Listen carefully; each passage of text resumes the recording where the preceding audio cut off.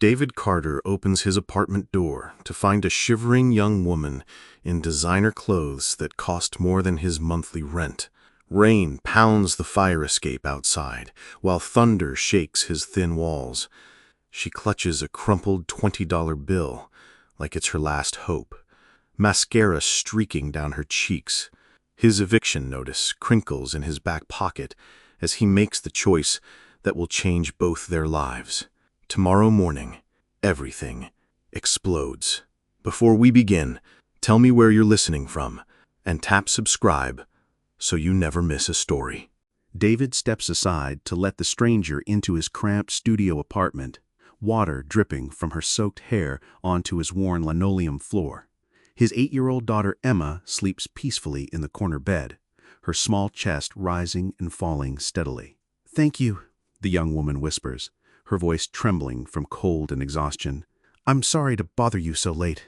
"No bother," David replies quietly, grabbing his only clean towel from the bathroom. "I'm David, and that's my daughter Emma." "I'm Sarah," she hesitates slightly. "Sarah Miller." David notices her pause, but doesn't press. Everyone has reasons for privacy, and he's learned not to judge. Her expensive heels click softly on his floor as she accepts the towel gratefully. "There's instant coffee if you want some," he offers, clearing his only chair for her to sit. "That sounds wonderful," Sarah says, settling carefully onto the threadbare cushion. The rain continues hammering against his single window, creating a rhythm that matches David's racing heartbeat. Something about this mysterious woman feels significant, though he can't explain why. Emma stirs in her bed, murmuring softly in her sleep. David puts the kettle on his tiny hot plate while Sarah wraps the towel around her shoulders. The eviction notice in his back pocket feels heavier as he realizes he has exactly 36 hours to raise $800 for rent. "Daddy," Emma's sleepy voice calls from the corner. "Is the lady—" "A friend who needed help, sweetheart. Go back to sleep." Sarah watches the tender exchange with something like longing in her eyes. She pulls her designer purse closer, as if protecting secrets hidden inside. Years ago, before Emma's mother passed away unexpectedly, David had been an accountant with steady income and reasonable prospects. But medical bills and grief had destroyed their savings, leaving him to rebuild everything alone. Some nights, like tonight, the weight of responsibility feels crushing. "Your daughter's beautiful," Sarah observes softly. "She's everything to me. Some days she's the only reason I keep going." "I understand that feeling," Sarah says quietly, but doesn't elaborate. The kettle whistles shrilly, breaking the contemplative silence between them. David pours steaming water over the coffee granules, the bitter aroma filling his small space. Sarah accepts her mug gratefully, wrapping her slender fingers around the ceramic warmth. "You don't have to talk about why you're here," he says gently. "But you're safe now." "Safe," Sarah repeats, as if testing the word. "I haven't felt that in a long time." "Everyone deserves safety," David states simply, settling onto the floor since she occupies his only chair. Sarah studies his face in the dim lamplight, searching for ulterior motives, but finding only genuine kindness. Her posture gradually relaxes as the coffee warms her from within. "Most people would have called the police or slammed the door. Most people haven't needed help themselves," David replies, philosophically. "Besides, my grandmother always said strangers are just friends waiting to happen." Sarah's smile transforms her entire face, erasing the fear and exhaustion that had marked her features. For the first time since arriving, she looks genuinely peaceful. "Your grandmother sounds wise," she says warmly. "She raised me after my parents died, taught me kindness costs nothing, but means everything." Thunder crashes outside, and Sarah flinches involuntarily at the sound. Emma climbs out of bed, padding across the floor in her cartoon pajamas to stand beside David's chair. Her hair sticks up in every direction, making her look impossibly young and vulnerable. "Can't sleep with all the noise," she announces matter-of-factly. "Come here, baby girl," David says, lifting Emma onto his lap despite his exhaustion. Sarah watches the simple exchange with fascination, as if observing some foreign ritual. Her expensive clothes seem out of place in this humble scene of paternal devotion. "Is the lady staying for breakfast?" Emma asks innocently. "If she wants to," David replies, looking questioningly at Sarah.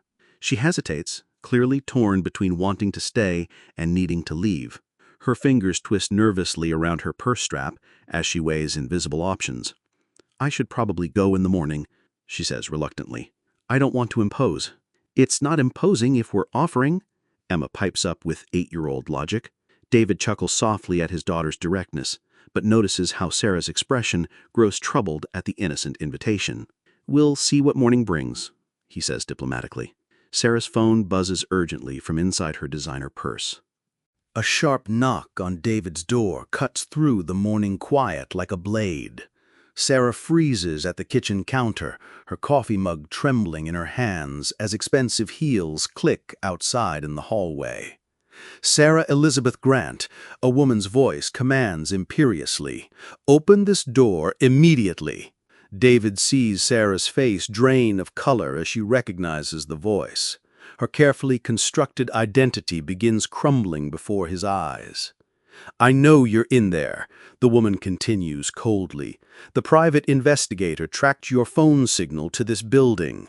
Sarah sets down her mug with shaking hands, her composure finally breaking after hours of careful control.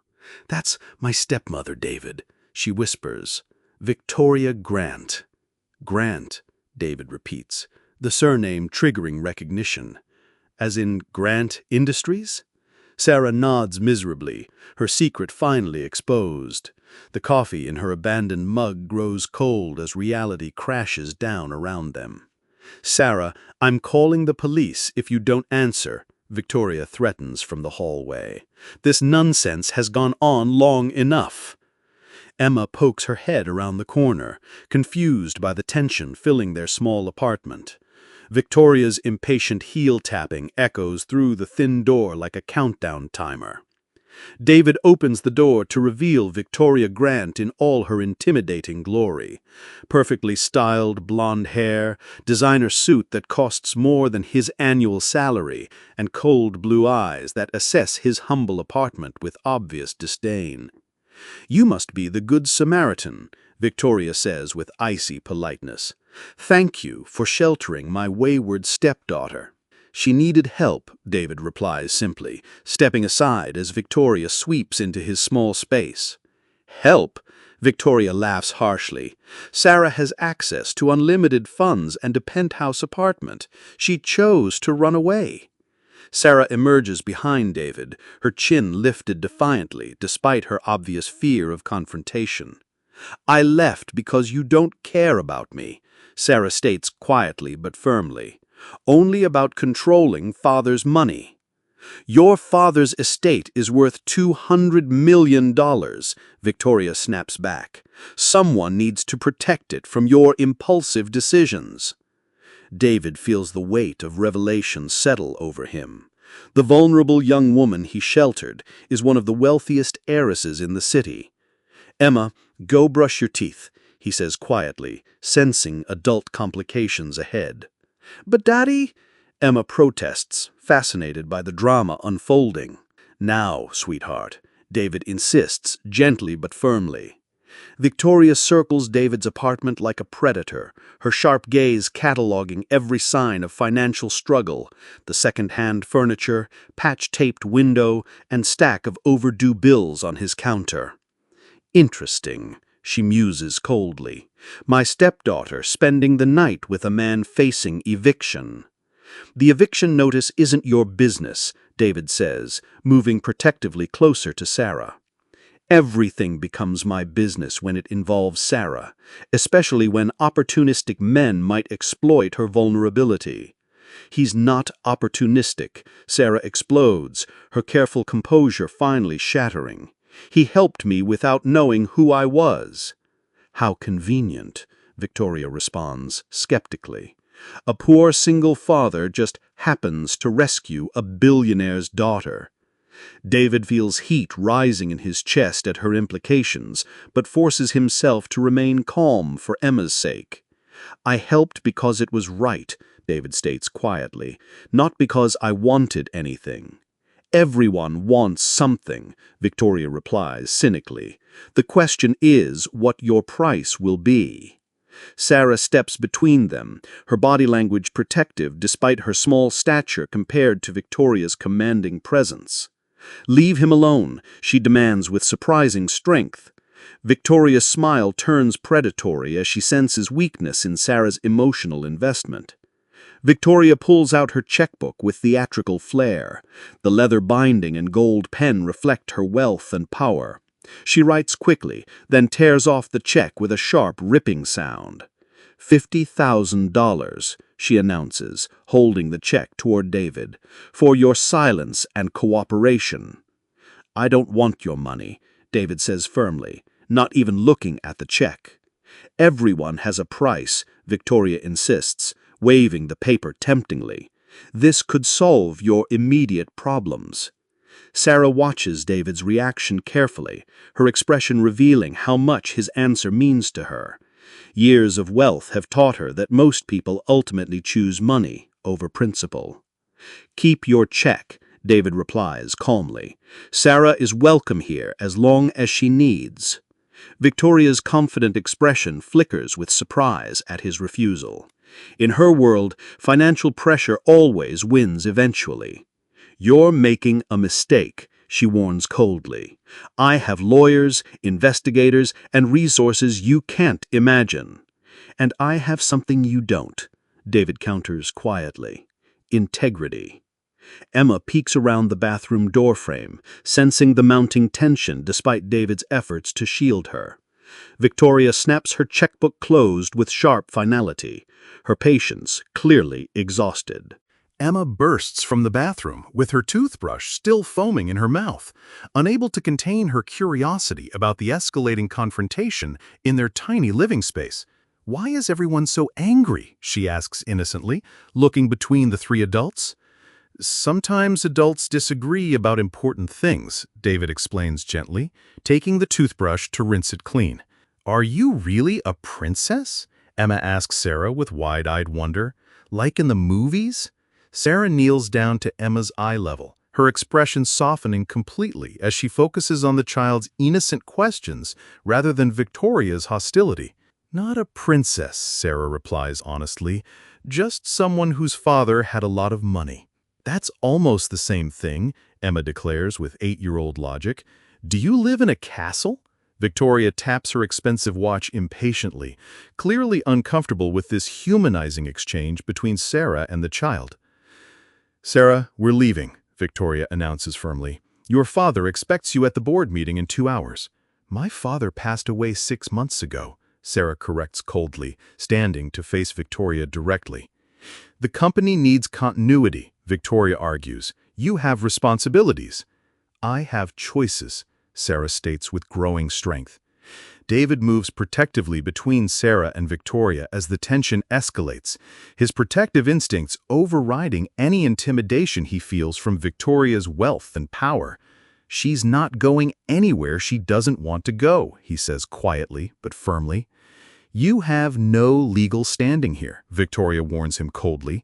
"Sarah's still adjusting to her inheritance, and I'm her appointed guardian."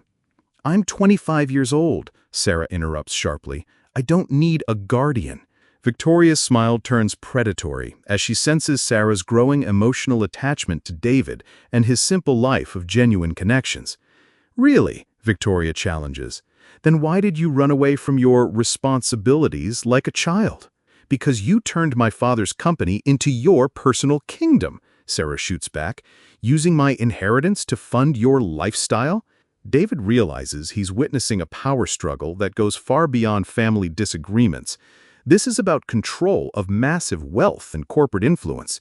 "Maybe we should discuss this privately," he suggests, glancing toward Emma, who's absorbing every word.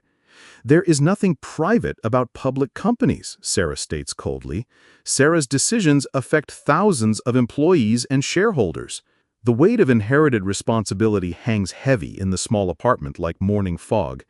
Sarah walks to David's single window, staring out at the ordinary street scene below. Children walking to school, neighbors heading to work, life continuing with simple purpose and meaning. "I never asked for any of this," she whispers, her breath fogging the glass. "Your father built that empire for you," Victoria reminds her sharply. Throwing it away dishonors his memory. He built it because he loved creating things, Sarah corrects, turning back to face them. Not because he wanted to chain me to a boardroom. David realizes he's witnessing a power struggle that goes far beyond family disagreements. It's a struggle he understands, though on a much smaller scale. "What do you want to do?" he asks simply. "I want to teach children," Sarah admits quietly. "Maybe open a small school for kids who can't afford private education." Victoria's laugh is cold and dismissive, echoing harshly in the small space. "Noble dreams don't pay dividends or create jobs," Victoria states cynically. "Neither does greed disguised as responsibility," Sarah fires back with unexpected steel. Emma looks between the adults, confused by concepts beyond her understanding, but sensing the emotional stakes involved. Victoria's phone rings with an urgent tone, and she answers it immediately with professional efficiency. Her expression grows increasingly troubled as the conversation continues. The stock price is dropping. News of Sarah's disappearance leaked to financial reporters. "That's impossible," Sarah protests. "Nobody knows where I am." "Private investigators talk to neighbors. Someone saw you enter this building last night," Victoria explains grimly. David feels a chill as he realizes their private situation is becoming public spectacle, potentially affecting Emma's safety and his own precarious situation. Grant Industries' stock dropped 12% in early trading. Every hour of uncertainty costs millions. Sarah's face pales as the implications sink in. Her personal choices affecting thousands of employees who depend on company stability for their livelihoods. "I never wanted to hurt innocent people," she whispers, her resolve wavering. "Then come home and fulfill your responsibilities," Victoria presses, sensing victory within reach. David watches Sarah struggle with the weight of inherited obligation, understanding that her choice will determine not just her future, but the futures of countless others. Outside, they hear car engines and voices, media attention drawn by the unfolding story of the missing heiress. Camera flashes begin to strobe through David's thin curtains as news crews set up equipment on the street below. Emma presses her face against the window, fascinated by the sudden circus surrounding their humble building. "Daddy, why are there so many people outside?" she asks innocently. "Because sometimes private things become public," David explains carefully, pulling her away from the window. Sarah sits on his worn couch with her head in her hands, overwhelmed by the cascade of consequences her simple desire for freedom has unleashed. "This is exactly what I was trying to escape. Every choice scrutinized, every decision judged." Victoria checks her phone constantly as updates pour in about plummeting stock prices and employee anxiety throughout Grant Industries' global operations. "The board is meeting in emergency session. They're discussing leadership changes," Victoria announces grimly. "Let them," Sarah replies, with false bravado that doesn't hide her growing distress. "If you're removed from succession, control passes to your cousin Marcus. He'll gut the company for short-term profits." David sees Sarah's internal battle playing out across her expressive features, personal happiness versus inherited responsibility, weighing heavily on her conscience. "How many people work for Grant Industries?" David asks quietly. Victoria's smile turns triumphant as she senses David's question might tip the scales in her favor. She pulls out her tablet and displays corporate statistics with practiced efficiency. 47,000 employees worldwide, including 12,000 families in the city alone. Sarah looks up sharply, understanding the implicit message about the human cost of her choices. "Don't manipulate her with guilt," David warns Victoria sternly. "I'm presenting facts," Victoria corrects coldly. "Sarah's personal crisis affects real people, with mortgages, children, and dreams." Emma tugs on David's shirt, confused by the adult tension swirling around their small apartment. "Are we in trouble, Daddy?" "No, sweetheart," David reassures her gently. "Sometimes adult problems are just complicated." Sarah stands abruptly and begins pacing the small space, her designer heels clicking against the worn linoleum as external pressures build toward an impossible decision. "I need air," she announces desperately. "I can't think with everyone watching and waiting." "The media will follow you anywhere," Victoria points out practically. "Then I'm trapped," Sarah says bitterly, her earlier strength crumbling under relentless pressure. David watches her struggle and makes a decision that will change everything. David moves to his small closet and pulls out a worn baseball cap and his ex-wife's old jacket, items he's kept for sentimental reasons but never worn. "Put these on," he instructs Sarah gently. "Keep your head down and walk normally." "What are you planning?" Victoria demands suspiciously. "Getting her some space to think," David replies, helping Sarah adjust the disguise, without cameras and pressure.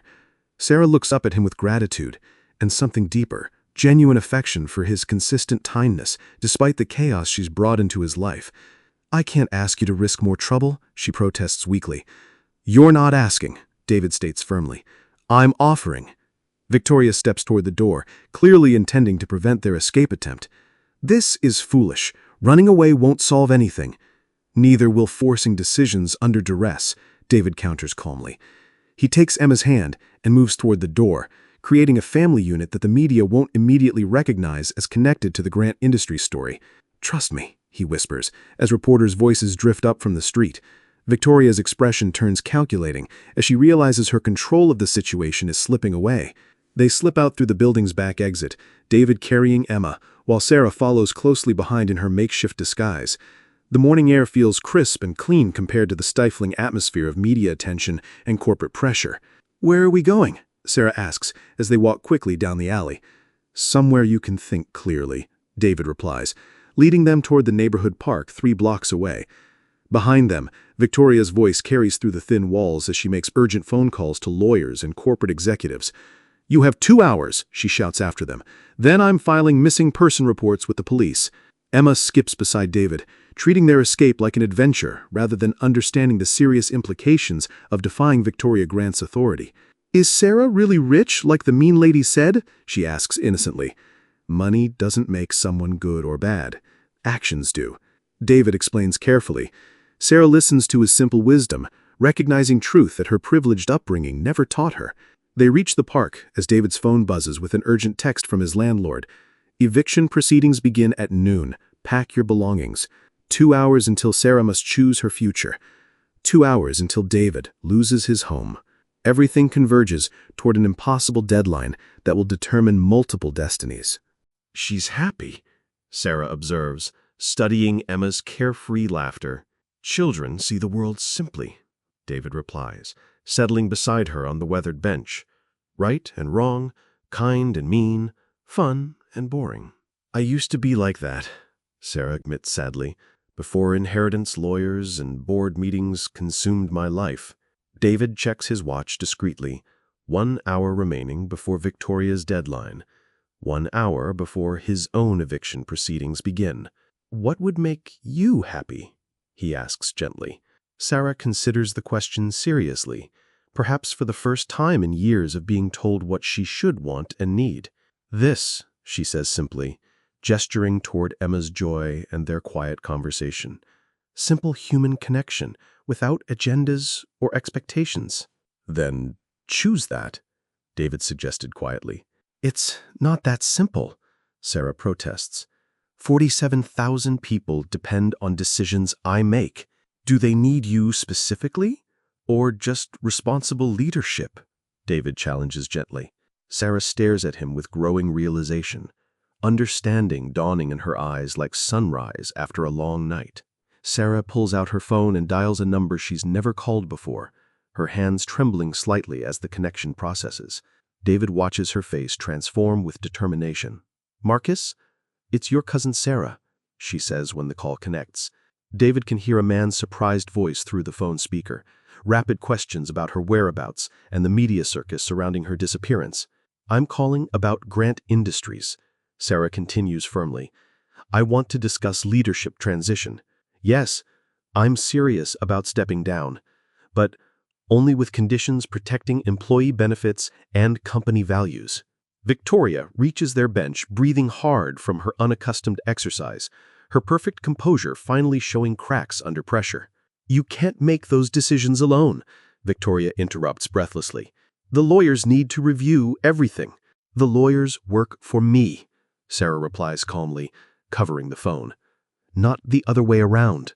Emma notices Victoria's arrival and moves closer to David instinctively, sensing adult conflict despite not understanding its nature. "Sarah, think about what you're throwing away," Victoria pleads desperately. Sarah ends her call with Marcus and stands to face Victoria directly, her posture straight and confident for the first time since David met her. The frightened young woman has evolved into someone comfortable with her own choices. "I'm not throwing anything away," Sarah states clearly. "I am choosing what matters most." "And what's that?" Victoria demands, her voice sharp with frustration. "Freedom to be myself," Sarah replies simply.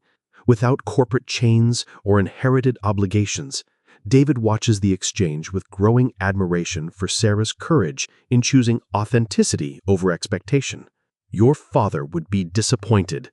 Victoria tries one final manipulation. "My father would understand," Sarah counters firmly. "He taught me that happiness matters more than profit margins." Emma runs over and takes Sarah's hand spontaneously, her innocent gesture providing emotional support without understanding why it's needed. "Are you staying for lunch?" Emma asks hopefully. "Daddy makes really good grilled cheese." Sarah looks down at Emma's trusting face, then at David's steady support, finally understanding what family truly means. "Yes," Sarah says with growing certainty. "I'd like that very much." Victoria's expression hardens as she realizes her control has completely evaporated, replaced with genuine human connection she cannot buy or manipulate. Victoria makes one final attempt to regain control, pulling out a legal document from her expensive briefcase with theatrical flourish. "If you abandon your inheritance, you forfeit everything.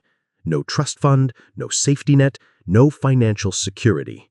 "I understand," Sarah replies calmly, surprising Victoria with her composed acceptance. "You'll be as poor as," she gestures dismissively toward David, "as them. Then I'll be rich in ways that matter," Sarah states firmly. David feels his phone buzz with a text from his landlord, but for the first time in months, eviction notices seem manageable compared to witnessing Sarah's courageous choice. Sarah kneels down to Emma's eye level and speaks with gentle honesty. "Would you like a new friend to stay for a while?" she asks sweetly. "Forever?" Emma asks hopefully, her 8-year-old directness cutting through adult complexities. Sarah looks up at David, finding encouragement in his steady gaze and genuine smile. "Let's start with today and see what tomorrow brings," Sarah replies wisely. Victoria turns and walks away across the park, her expensive heels clicking against concrete like a countdown timer finally reaching 0. David realizes that sometimes the most valuable treasures come disguised as ordinary moments: a stranger seeking shelter, a child's innocent trust, and the courage to choose love over luxury. When we open our hearts without expecting anything in return, we often receive gifts more precious than money could ever buy.